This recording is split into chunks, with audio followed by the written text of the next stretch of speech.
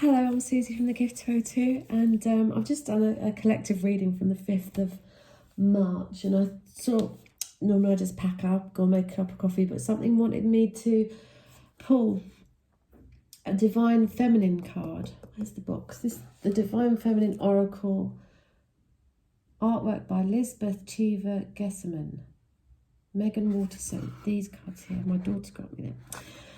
And I thought, okay, so I'll just pull one card, and the card I pulled was Diana, Queen of the Wilderness. And the sun's coming in now. So this morning I've been out on a long walk with the trees, and I asked what the collective would like to know and which card should come out, and she fell out. So it's Diana, Queen of the Wilderness. The language of the natural world. I'll stand up there actually. The language of the natural world is a frequency of love. This is my mother tongue.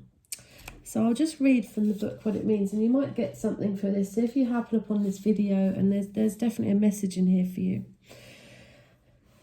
Who is she? Diana represents the call to embody a more primal connection to the wilderness, to the wildness that exists within. The goddess Diana was worshipped in the ancient Roman religion that originated in Italy. She is the daughter of Jupiter and Latona, born on the island of Delos, with her twin brother Apollo, god of the sun. The Temple of Diana in Rome dates back to the 6th century BCE. She was the protectress and patroness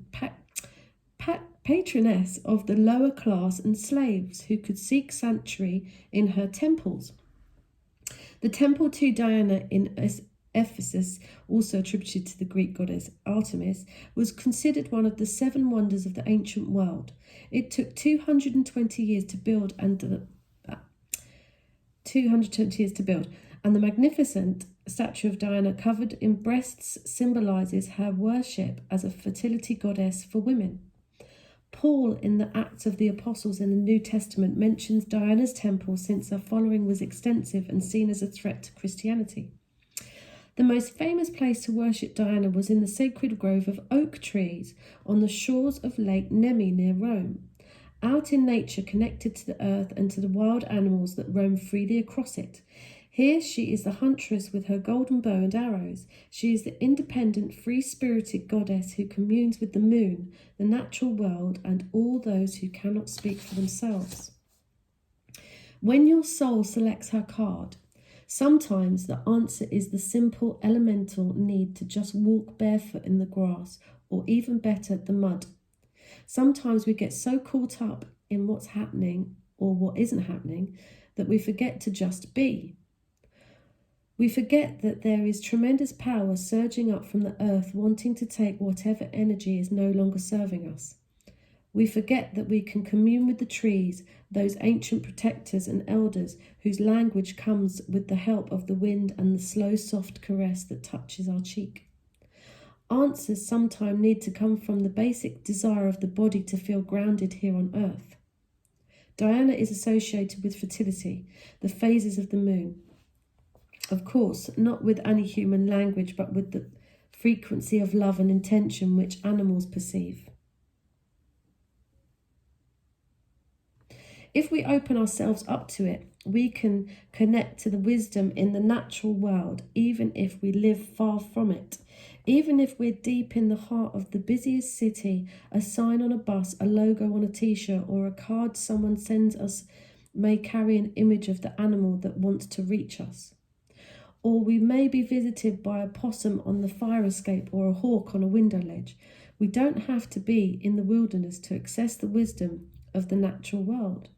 The wilderness is within us. We are a part of it. There's so much more we can receive from the wordless life and all around us.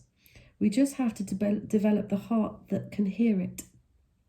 So there's a soul voice meditation. What spirit animal has medicine or a message to give me in this moment? And intention. The language of the natural world is a frequency of love. This is my mother tongue. So it's Gaia, it's the earth, it's where we come from, it's the mother. Okay, so get out in nature or there's something about the trees for me today. Even when I started the video, I wanted you to see the trees out the window here.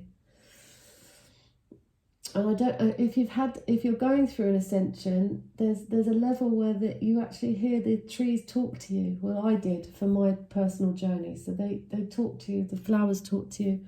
Sometimes I'd walk past them and I'd get an applause. And that sounds crazy, but if you're going through the ascension and doing the meditations, crazy things happen that you can't really explain. And you connect on another level, and all those things that you're worried about, like relationships or anything like that, sometimes just to breathe and look at a tree or a bird or see the message. Google spirit animal if you get a robin or a cat, you know, see the spiritual meaning of that animal, and it will give you a message. So, can't see any birds out there. Yeah, I thought I'd just read that. So that's Diana. Go outside, and in the 48-hour reading I've just done, it says, the angel card says, go outside and connect with nature, and you'll gain another perspective. Even if you can't see it physically or touch it now, gradually your heart will relax, your body will relax, and you'll attract all the right things to you that need to come. So yeah, I just thought I'd do that for my 200 subscribers right now, because I'm really pleased with that, and I'll speak to you soon. Bye bye.